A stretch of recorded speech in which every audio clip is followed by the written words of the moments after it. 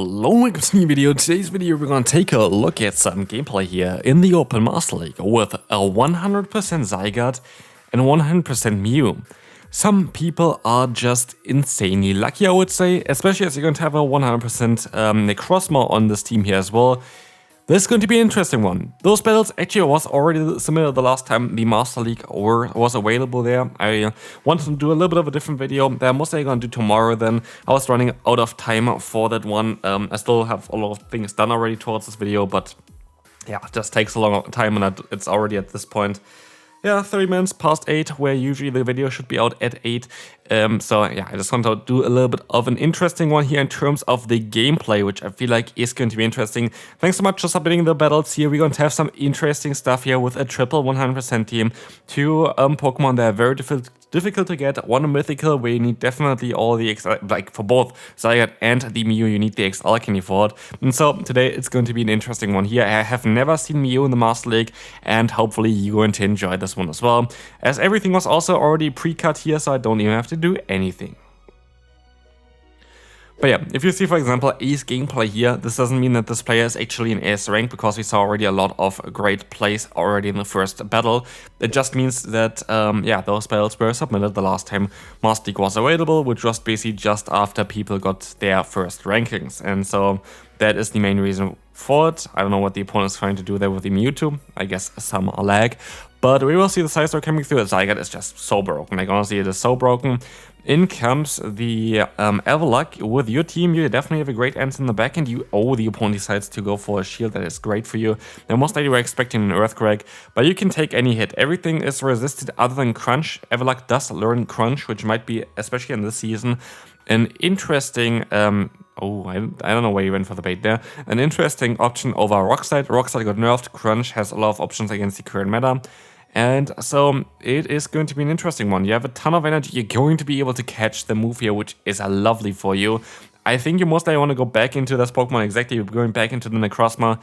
Fairly certain a Sunsteel Strike with the stab damage is going to be better than a Dark Pulse, but they still decided to go for the Dark Pulse. Let me actually fact check this real quick on the side, because I'm not 100% sure about that fact, but I'm very certain that the Stab Sunsteel Strike would be the better move to go for Necrozma compared to the Dark Pulse there. Let's take a look real quick on the side here, so you're gonna see most likely a victory coming up.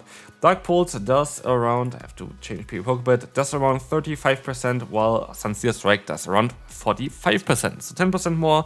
So for the next time, if you want to play this one, go for the Sunsteel Strike. Anyway, Mew is going to be able to finish up this battle, and we can move on to the next opponent.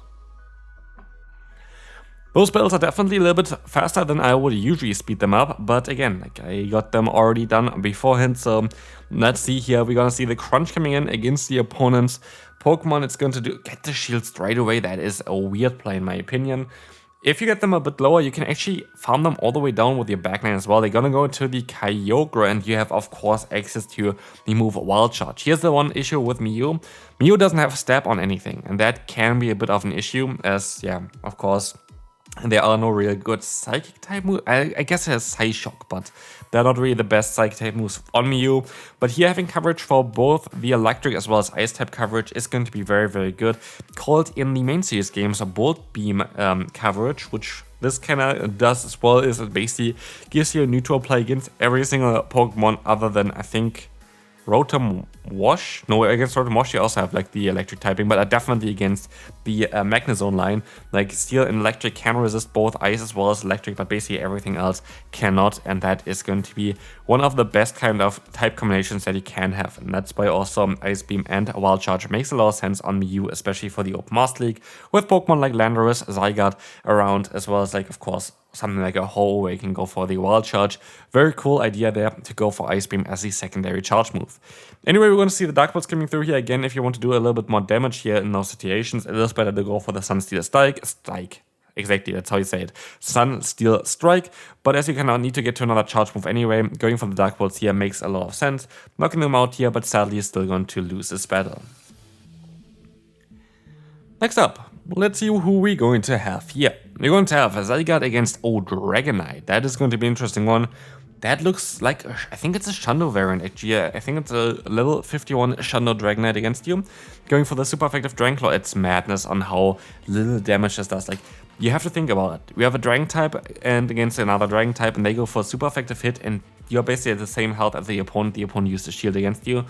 It is ridiculous. You're going to be able to win the 0 and the 1 shield scenario here. They might win the like 2 shield scenario there, maybe, but even then, I don't even think so. Like, I think you just completely destroy them with a Zygarde.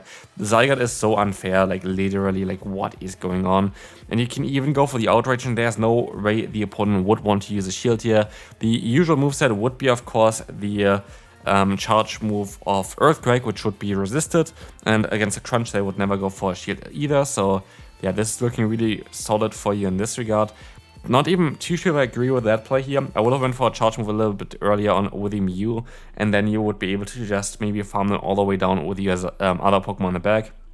We have the Mewtwo in the back there as well, which is going to be interesting. You can easily... Oh, that is great. I have no idea why the opponent decided to use a shield here. I have no idea why they do this, but we will definitely take it as Shadow Ball is coming through. That's why I want to say you can survive one Shadow Ball with that Necrozma.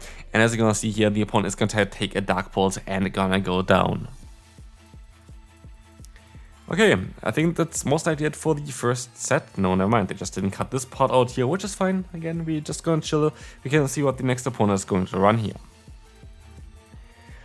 We're going to have Zygarde against Zygarde. That is going to be a matchup that I don't really know who's going to win. We have a Hundo here against definitely not a Hundo.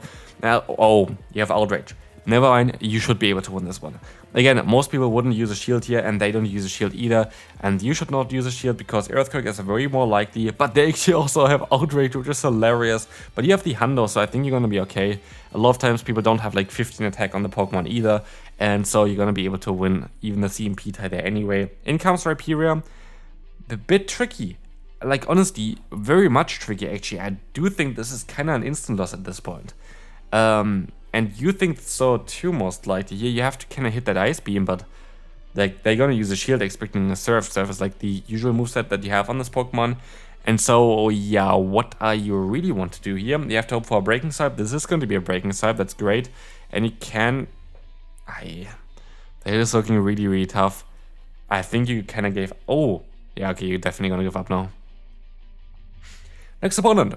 We're going to have Zygarde against Zarude. This is going to be actually a very decent matchup for you, and they swap onto the Rhyperior this time around. At least you're going to be able to do it in your own terms. But if you think about it, again, it's going to be a bit tricky with the backline that you're going to have here, because you have Ice Beam on Mew, but it's not going to do a lot of damage. They have Dark-type moves against you, and you have a double Dark-type weakness in the backline, so that is going to be a bit scary here.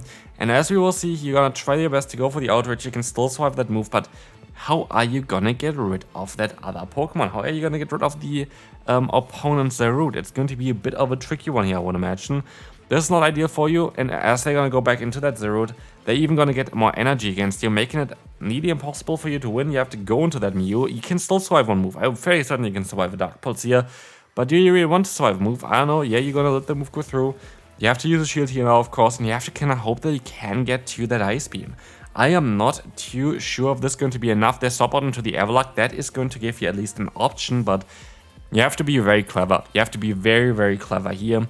And I think the only way of really doing this is overfarm the 100 energy. Maybe even undercharge the Sunsteel Strike to get back up your energy afterwards, and then hope for the best. I don't even think I would fully charge this one here.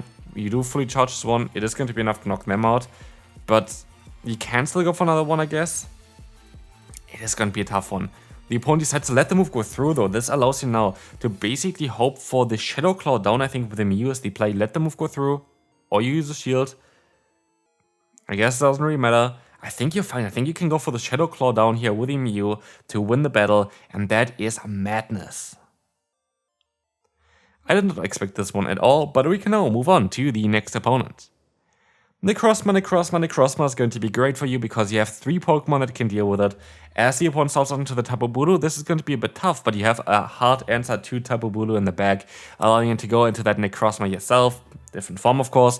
But what you can do as well is you can maybe even overfarm here. As the opponent decides to go for the Nature's Madness, it will allow you to go up to 100 energy. If they have Mega Horn, it might be a bit tricky, but they only have Nature's Madness a lot of like, not a lot of times, but sometimes there was like a time in the meta where people were running Nature's Madness Mega Horn because they can go for one Nature's Madness, kind of show the opponent that you don't have any good coverage against them, and then go for a Mega Horn to one-shot them afterwards.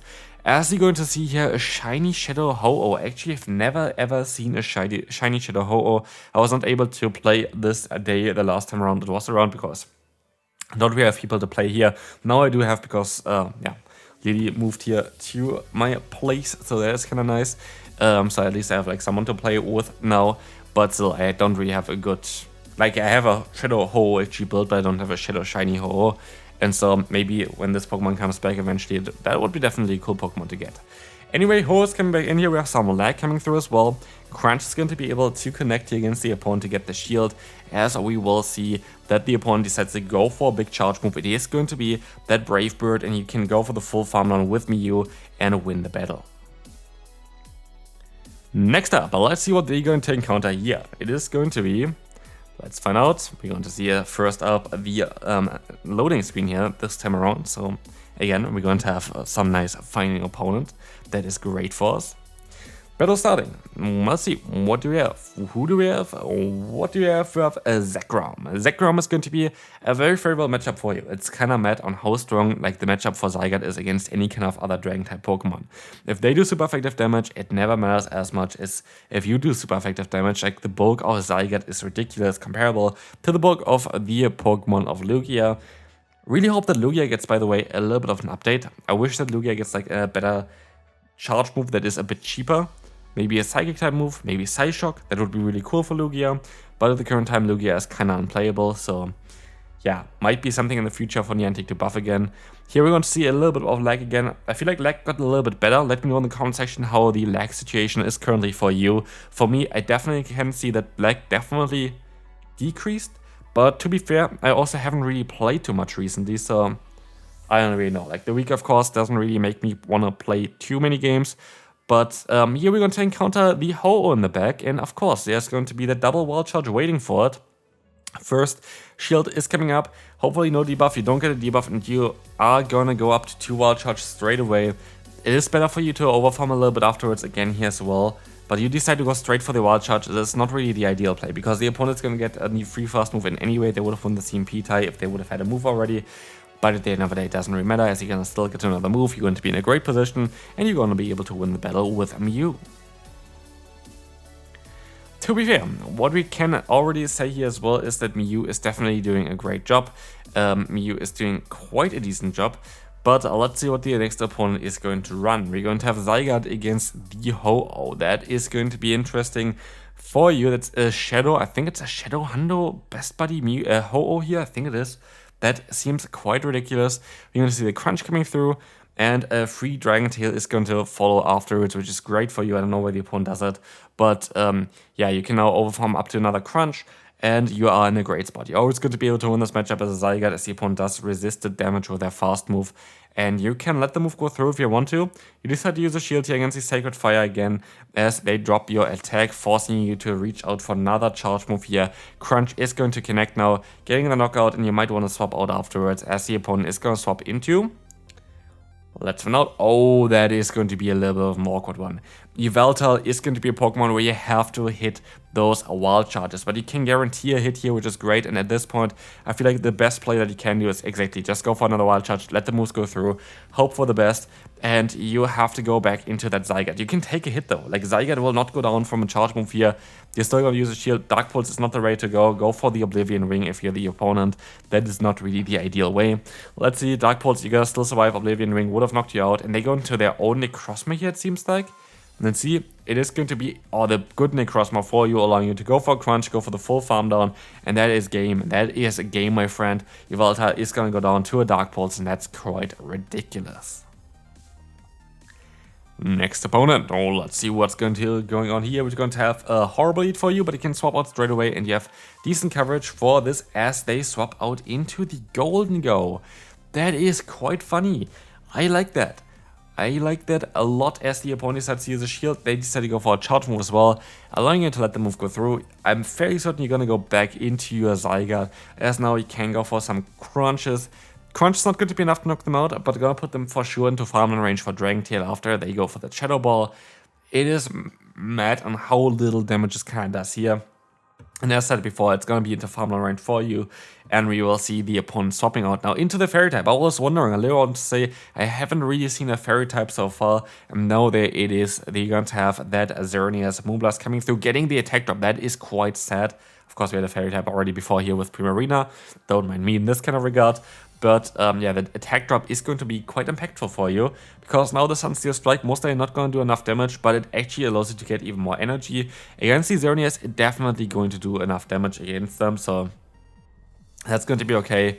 And the opponent decides to use a shield. I think they're going to have to hope for another debuff, but oh wait, maybe they're going to go for double close combat. First move is going to be a Moonblast though, and so it's going to be okay. You can go for the Sunsteel Strike, you have some lag again where you overtap, but it's going to be a good game. It's still going to be enough even with a debuff. Final battle for today, I think we're going to have another Fairy type, and you can swap out straight away again into your Mew and see what the opponent going to try to do. You can go for the Wild Charge here soon, but they actually swap out into the Kyogre, making it a bit easier for yourself. Wild Charge is going to connect, it's gonna do a ton of damage, and you can overfarm even a bit more. Going for another Wild Charge straight afterwards is going to allow you now to get the shield, and you even reach another one, forcing another shield from the opponent, showcasing again what Mew can do, as we will see the real alignment of you as well. You're gonna have the Necrozma coming in, you might want to actually use a shield against the Hydrocan just to keep this Pokemon a bit healthier. I do agree with this play, it's very important for you to keep this one, as we are, of course, aware now at this point that there is going to be that Fairy type Pokemon. Sunsteel Strike is going to take that knockout, and this is going to be a very good game. There's nothing the opponent can do here anymore. You can use a shield, you have nice fast move coverage, and so this is going to be it for this video. Thanks so much for sending in the battles. Hope you enjoyed this one. If you did, feel free to leave a like, and I will see you then. Bye bye.